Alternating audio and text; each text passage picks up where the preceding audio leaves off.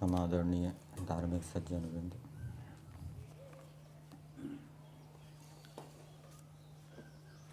मनुष्य जीवन का चरम लक्ष्य, अंतिम लक्ष्य जन्म मरण के चक्कर से छूटकर मोक्ष को प्राप्त करना है।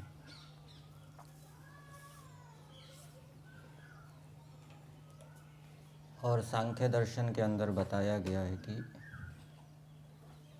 दृष्ट साधनों से हम जन्म मरण से नहीं छूट सकते। दृष्ट साधन अर्थात अन्न, पान, धन, अधिकार, पद, मित्र, साथी, बंधु, बांधव, भूमि, भवन आदि कोई कितना ही प्राप्त कर ले, वो दुखों से पृथक नहीं हो सकता। अधर्म से चाहे कोई चक्रवर्ती राज्य प्राप्त कर ले, अधर्म से भी चक्रवर्ती राज्य प्राप्त कर सकते हैं। उसके पास सभी सुख सुविधाएं हो, किसी प्रकार की कोई कमी ना हो, फिर भी वो हो सकता है अंतिम समय तक सुखपूर्वक जिए, लेकिन वो जन्म मरण के चक्कर से नहीं छूट सकता। अधर्म से चक्रवर्ती राज्य प्राप्त कर लिया, इस जन्म में सुख भोग लेगा, लेकिन अगले जन्म में फिर उसको अधर्म का फल भोगना पड़ेगा, नीच योनियों में जाना पड़ेगा। और कोई धर्म से भी यदि चक्रवर्ती राज्य प्राप्त कर ले तो वो भी जन्म मरण के चक्कर से नहीं छूट सकता, क्योंकि जन्म मरण के चक्कर से छूटने के लिए केवल धर्म करना आवश्यक नहीं है। धर्म भी कैसे करना चाहिए? निष्कामता से। जो मनुष्य निष्कामता से अपने कर्तव्य कर्मों का, धर्मों का पालन करता है, ये तो दुखों से छूटने का साधन बनेगा, और सकामता से यदि करेगा तो वो बंधन का कारण बनेगा। तो मनुष्यों को कौन कौन से कर्तव्य कर्म हैं, कौन कौन से कर्म करने चाहिए, कौन कौन से नहीं करने चाहिए, उनका विधान यजुर्वेद में किया है। और यदि हम उन कर्मों को जानकर, विधि विधानों को जानकर, निषेधों को जानकर निष्कामता से उनका अनुष्ठान करेंगे, कर्तव्य भावना से, तो वो हमारे बंधन से मुक्ति का कारण बनेगा। आज यजुर्वेद के 34वें अध्याय का 9वां मंत्र स्वाध्याय के रूप में पढ़ा गया। मंत्र है, अनु नो अद्य अनुमतिर यज्ञम देवेषु मन्यताम अग्निश्च हव्यवाहनो भवतम दाशुषे मया। इस मंत्र की भूमिका में है मनुष्यों को क्या करना चाहिए।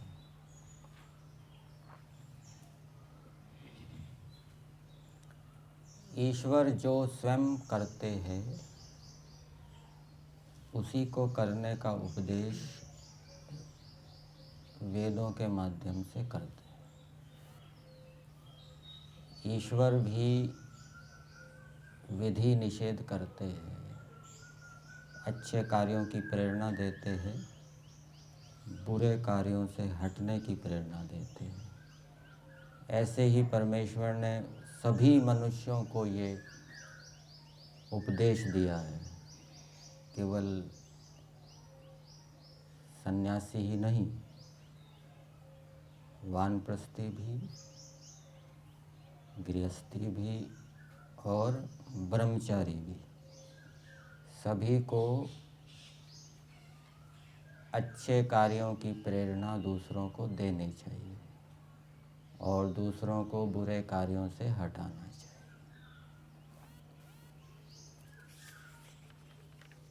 भूमिका में दिया है मनुष्यों को क्या करना चाहिए। भावार्थ में इसका उत्तर मिलेगा आपको। भावार्थ में दिया है, जो मनुष्य सत्कर्मों के अनुष्ठान में अनुमति देने और दुष्ट कर्मों के अनुष्ठान का निषेध करने वाले हैं, बुरे कार्यों का निषेध करते हैं, मना करते हैं, ये ना करो, ये ठीक नहीं है, अच्छा नहीं है, और अच्छे कार्यों की अनुमति देते हैं, प्रेरणा देते हैं, उत्साह देते हैं, इस कार्यों को करो, तो ये मनुष्यों को करना चाहिए। ये उपदेश है। मनुष्य यदि ऐसा करते हैं तो वो एक प्रकार से उपदेश दे रहे हैं दूसरों को। पुराने विद्यार्थी हैं, सीनियर हो गए, नए विद्यार्थी आ गए हैं, तो नए विद्यार्थियों को बताना चाहिए व्यवहार के बारे में, नियम के बारे में, उनकी त्रुटियों के बारे में, जो अभी छोटे हैं, कि आप ऐसा कर रहे हैं, आपको ऐसा नहीं करना चाहिए, ऐसा करना चाहिए। यदि ऐसा करते हैं तो ये वेद की आज्ञा का पालन कर रहे हैं। और सीनियर विद्यार्थी बस कुछ मतलब नहीं, नए विद्यार्थी आ गए, कोई लेना देना नहीं है, कोई प्रेरणा नहीं, तो वो वेद की आज्ञा का पालन नहीं कर रहे, उससे जीवन की सफलता नहीं होगी। सत्यार्थ प्रकाश के तीसरे समोल्लास में दिया है। तीसरा समोल्लास कौन सा है? पठन पाठन विधि, ब्रह्मचर्य आश्रम से संबंधित। वहाँ पर एक श्लोक के अर्थ में दिया है कि विद्वान और विद्यार्थियों को योग्य है कि सबको कल्याण मार्ग का उपदेश करें, वैर बुद्धि को छोड़कर, और उपदेष्टा मधुर सुशीलता युक्त वाणी का प्रयोग करे। विद्यार्थियों के लिए भी लिखा है कि वो सबको कल्याण के मार्ग का उपदेश करें। और फिर आगे लिखा है, भाव रूप में बताता हूँ, कि जो धर्म की उन्नति चाहे वह सत्य पर चले और सत्य का उपदेश करे। ये विद्यार्थी के लिए बताया जा रहा है ब्रह्मचर्य आश्रम में। और ये वैसे सब पर लागू हो जाएगा, ये वानप्रस्थी पर भी लागू हो जाएगा, गृहस्थी पर भी लागू हो जाएगा। और सत्यार्थ प्रकाश की भूमिका में दिया है कि सत्य उपदेश के बिना अन्य कोई मनुष्य जाति की उन्नति का कारण नहीं है। सत्य उपदेश से ही मनुष्य जाति की उन्नति होती है। तो मंत्र का संदेश मनुष्यों के लिए ये है कि मनुष्य अच्छे कार्यों के करने की प्रेरणा दे दूसरों को, उनको बुरे कार्यों से हटाए। पंडित गुरुदत्त विद्यार्थी जी के विषय में आपने सुना होगा, पढ़ा होगा। वो ऐसे पहले भारतीय थे, ऐसा बताते हैं, कि जिनको ब्रिटिश सरकार ने लाहौर राजकीय महाविद्यालय में असिस्टेंट प्रोफेसर के पद पर नियुक्त किया था। और वो एक ऐसे पहले भारतीय हैं विद्वान जिनके द्वारा लिखी गई लघु पुस्तिका वेद विषयक, टर्मिनोलॉजी इन वेदास, अर्थात वेदों में संज्ञा पद, इस पुस्तक को ऑक्सफोर्ड यूनिवर्सिटी के बीए के पाठ्यक्रम में शामिल किया गया। और उनके द्वारा किए गए भाष्य को, उपनिषद भाष्य को, शिकागो से प्रकाशित किया गया। ये उनको गौरव प्राप्त है। तो वो बताते हैं कि धर्म प्रचार करना मनुष्य का नैतिक दायित्व है। ये कोई व्यवसाय नहीं है, ये उसका कर्तव्य है। धर्म प्रचार करना मतलब जो हम अच्छी बातें जानते हैं, अच्छी बातों को करते हैं, दूसरों को भी बताना। जिन बुरी बातों से हम बचे हुए हैं उनको, दूसरों को भी उनको बचाना, ये नैतिक दायित्व है, कर्तव्य है। निष्काम भावना से ये करना चाहिए। निष्कामता से ये करेंगे तो ये मुक्ति का साधन बनेगा। फिर आगे दिया है भावार्थ में, जो इस प्रकार से अच्छे कार्यों की प्रेरणा देते हैं और बुरे कार्यों का निषेध करते हैं, वे अग्नि आदि की विद्या से सबके लिए सुख देवें। तो वे अग्नि आदि विद्या से सबको सुख देने वाले हों। तो एक बात तो इसमें यह समझ में आ रही है कि सब मनुष्यों को विद्वान होना चाहिए। ईश्वर स्वयं विद्वान है और ईश्वर चाहता है कि सभी मनुष्य विद्वान बने। उनको छोड़ दीजिए जिनका बुद्धि का सामर्थ्य नहीं है, विक्षिप्त है, पागल हैं, कुछ समझ नहीं सकते। बाकी जितने भी मनुष्य हैं सबको विद्वान बनना चाहिए। विद्वान बनकर सत्य असत्य, धर्म अधर्म, कर्तव्य कर्तव्य जानना चाहिए और दूसरों को भी बताना चाहिए। मंत्र के, हाँ जी, अभी बताते हैं। अब मंत्र के पदों को देखते हैं।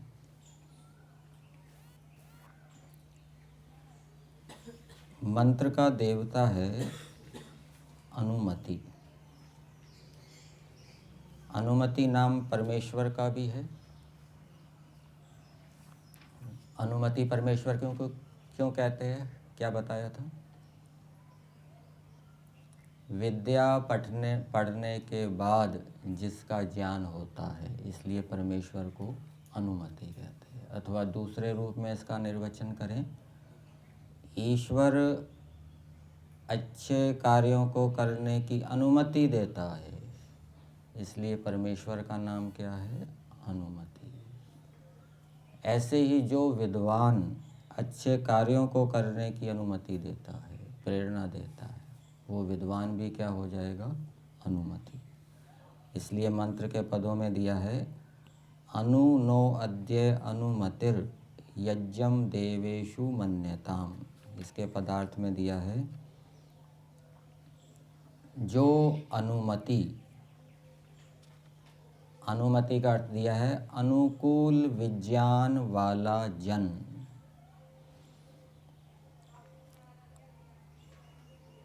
अच्छे कार्यों की प्रेरणा कौन दे? विज्ञान वाला, विद्वान वाला। तो इससे बात ये भी निकल रही है कि मनुष्यों को विद्वान बनकर फिर प्रेरणा देनी चाहिए। बिना पढ़े लिखे प्रेरणा नहीं देनी शुरू कर देनी चाहिए। नीम हकीम खतरा जाम, ऐसा नहीं होना चाहिए। तो अनुमति का अर्थ दिया है अनुकूल विज्ञान वाला जन अद्य, आज, देवेशु, विद्वानों में, नहा, हमारे, यज्ञम, सुख देने के साधन रूप व्यवहार को, अनुमन्यताम, अनुमति देवे, उसकी प्रेरणा देवे। अर्थात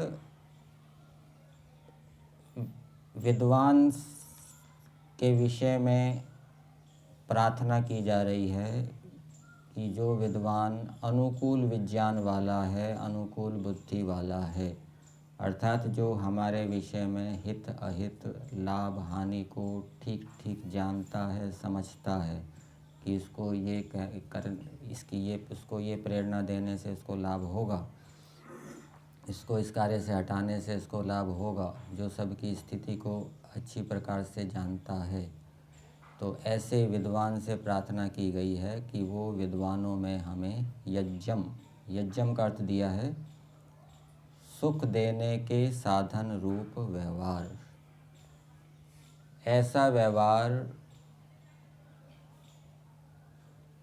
जो दूसरों को सुख देता है, जो दूसरों को सुख देने का साधन बनता है, उस व्यवहार को क्या कहते हैं? यज्ञ। ब्रह्मचर्य आश्रम में भी विद्यार्थियों के अनेक व्यवहार होते हैं और उन विद्यार्थियों को कैसे व्यवहार करना चाहिए, अच्छे व्यवहार भी हैं, बुरे व्यवहार भी हैं। जो अच्छे व्यवहार हैं वो सुख देने वाले हैं, जो बुरे व्यवहार हैं वो दुख देने वाले हैं।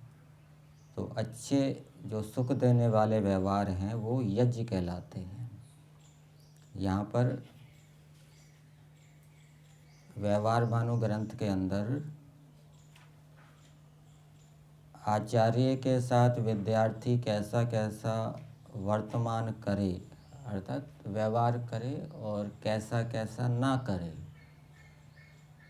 ये व्यवहार भानु के अंदर एक प्रश्न है, उत्तर। ये दो प्रश्न हैं साथ साथ। आचार्य विद्यार्थियों के साथ कैसे वर्ते और विद्यार्थी आचार्यों के साथ कैसे वर्ते। जब हम गुरुकुल कालवा में रहते थे तो इन दोनों प्रश्नों का, उत्तरों का क्रम से प्रतिदिन स्वाध्याय होता था। एक दिन पहले वाले प्रश्न उत्तर का, फिर अगले दिन दूसरे होता, प्रतिदिन ये चलता रहता था। तो कौन से व्यवहार सुख देने वाले हैं? तो यहाँ उत्तर में दिया है, सत्य बोलें, मिथ्या ना बोलें, सरल रहें, अभिमान ना करें। सरल रहें मतलब कोई बात छुपाए ना, जैसा हो वैसा का बताए, मन में जैसा है वैसा बता दे। मैंने चोरी की है तो बता दे मैंने चोरी की है, मैंने नियम का उल्लंघन किया है तो बता दो मैंने नियम का उल्लंघन किया है। और छुपाना, लुका छिपी करना, ये कुटिल व्यवहार है। सरल रहे, ये व्यवहार सुख देने वाला है। अभिमान ना करें, अभिमान करने वाला व्यवहार, जो अभिमान करेगा वो दुख को प्राप्त होगा। अभिमान ना करें। आज्ञा पालन करे, आज्ञा भंग ना करे, स्तुति करे, निंदा ना करे, नीचे आसन पर बैठे, ऊंचे पर ना बैठे। कौन? विद्यार्थी। शांत रहे, चपलता ना करे, आचार्य की ताड़ना पर प्रसन्न रहे, क्रोध कभी ना करे। कभी ताड़ना भी हो जाए तो दुखी ना हो जाए, क्रोधित ना हो जाए, नाराज ना हो जाए। यदि वो दुखी, क्रोधित, नाराज होगा तो ये दुख देने वाला व्यवहार है। प्रसन्न रहे। जब वे कुछ पूछें, अर्थात आचार्य पूछें, तब हाथ जोड़कर नम्र होकर उत्तर दें, घमंड से ना बोलें। बहुत से विद्यार्थी होते हैं वो घमंड से बोलते, उनको बोलना नहीं आता। बोलते समय उनकी चेष्टाओं में, क्रियाओं में, वाणी में घमंड झलकता है। तो वो ऐसा व्यवहार ना हो, ऐसा व्यवहार दुख देने वाला है। जब वे शिक्षा करें, चित्त देकर सुने, ठट्टे में ना उड़ावें, शरीर और वस्त्र शुद्ध रखें, मैले कभी ना रखें, जो कुछ प्रतिज्ञा करें उसको पूरी करें, जितेंद्रिय होवें, लंपटपन व्यभिचार कभी ना करें, उत्तमों का सदा मान करें, अपमान कभी ना करें, उपकार मान के कृतज्ञ होवें, किसी का अनुपकारी होकर कृतज्ञ ना होवें, पुरुषार्थी रहें, आलसी कभी ना हो, जिस जिस कर्म से विद्या प्राप्ति हो उसको करता जाए, जो जो बुरे काम, क्रोध, लोभ, मोह, भय, शोक आदि विद्या विरोधी हों उनको छोड़कर उत्तम गुणों की कामना करे। इसमें से बहुत सी बातें दूसरे आश्रमों पर भी लागू हो जाएगी। सत्य बोले, मिथ्या ना बोले केवल विद्यार्थी के लिए नहीं है, सभी के लिए। सरल रहे, ये केवल विद्यार्थी के लिए नहीं है, सभी के लिए है। ब्रह्मचारी, गृहस्थी, सन्यासी। अभिमान ना करे, ये सबके लिए है। ठीक है। उत्तमों का सदा मान करे, ये भी सबके लिए है। जो उत्तमों का मान नहीं कर रहा, वो ठीक व्यवहार नहीं कर रहा, वो दुख को प्राप्त करेगा, वो यज्ञ नहीं कर रहा। उपकार मान के कृतज्ञ होवे, ये भी सबके लिए है। किसी का अनुपकारी होकर कृतज्ञ ना होवे, पुरुषार्थी रहे, आलसी कभी ना हो। फिर आगे दिया है, जो जो विद्या विरोधी हैं, काम क्रोध लोभ मोह, ये सभी आश्रम वालों के लिए भी लागू हो जाएगा। विद्या तो सभी आश्रम वालों को चाहिए। वानप्रस्थी भी तो विद्या के लिए साधना कर रहा है, सन्यासी भी तो विद्या के लिए तपस्या कर रहा है, प्रचार कर रहा है, निष्काम भावना से सेवा कर रहा है। तो जो जो ये काम क्रोध आदि हैं विद्या विरोधी हों, उनको छोड़कर उत्तम गुणों की कामना, बुरे कामों पर क्रोध। यहाँ क्रोध का मतलब गौण अर्थ में है, ठीक है ना। बुरे काम, अपने बुरे कामों पर, अपने बुरे कामों पर क्रोध करना चाहिए, मन्यु इसको कहेंगे। विद्या ग्रहण में लोभ, सज्जनों में मोह, बुरे कामों से भय, अच्छे काम न होने में सदा शोक करके, विद्या आदि शुभ गुणों से आत्मा और जितेंद्रिय हो, वीर्य आदि धातुओं की रक्षा से शरीर का बल सदा बढ़ाते जाएं। तो इसमें अधिकतर बातें सभी आश्रमों के ऊपर, सभी मनुष्यों के ऊपर लागू होती है। तो इस प्रकार से आचार्य विद्यार्थियों को उपदेश करें, और विद्यार्थी भी जो सीनियर हैं अथवा कहीं जाते हैं प्रचार के लिए, वहाँ पर भी वो लोगों को मधुरता से उपदेश करें, अपने जूनियर को भी उपदेश करें, उनको अच्छी बातें बताएं जो उनके जीवन के अंदर है। तो ये वेद का आदेश है। फिर आगे दिया है, अग्निश्च हव्य वाहनो भवतम दाशुषे मयः। एक तो अच्छे कार्यों की प्रेरणा देने वाला, बुरे कार्यों से हटने की प्रेरणा देने वाला, ये प्रार्थना की गई है कि ये दोनों ऐसे करने वाले जो विद्वान हैं वो सुख देने वाले हों। किसको सुख देने वाले हों? दाशुषे। और दूसरी बात बताई, अग्निश्च हव्यवानो, जो तेजस्वी है, और हव्यवाहना, इसका अर्थ दिया है ग्रहण करने योग्य पदार्थों को प्राप्त कराने वाला। अग्नि का एक नाम है हव्यवाहना। हव्य किसको कहते हैं? जो अग्नि के अंदर डाला जाता है। और वाहना का अर्थ है अग्नि के अंदर डाले गए हव्य को, सामग्री को, घी आदि को जो प्राप्त कराता है। किनको प्राप्त कराता है? अग्निर्वै देवानाम मुखम। अग्नि सभी देवताओं का मुख है, तो वो सभी देवताओं को प्राप्त करता है। पृथ्वी, जल, वायु, अग्नि के अंदर हम डालेंगे जो पदार्थ, उससे सभी देवता क्या हैं? तृप्त हो जाएंगे, सभी को वो प्राप्त कराता है। इसलिए अग्नि का नाम है हव्यवाहनः, हव्य को प्राप्त कराने वाला। तो ऐसा जो अग्नि है, अग्नि के तुल्य, ऐसे अग्नि के तुल्य तेजस्वी व अग्नि विद्या का विद्वान तुम दोनों को। अग्नि विद्या का विद्वान, अग्नि विद्या यज्ञ संबंधी विद्या भी अग्नि विद्या हो सकती है। शरीर के अंदर भी अग्नि होती है, जठराग्नि कैसे प्रदीप रखनी है, वो भी अग्नि विद्या हो सकती है। और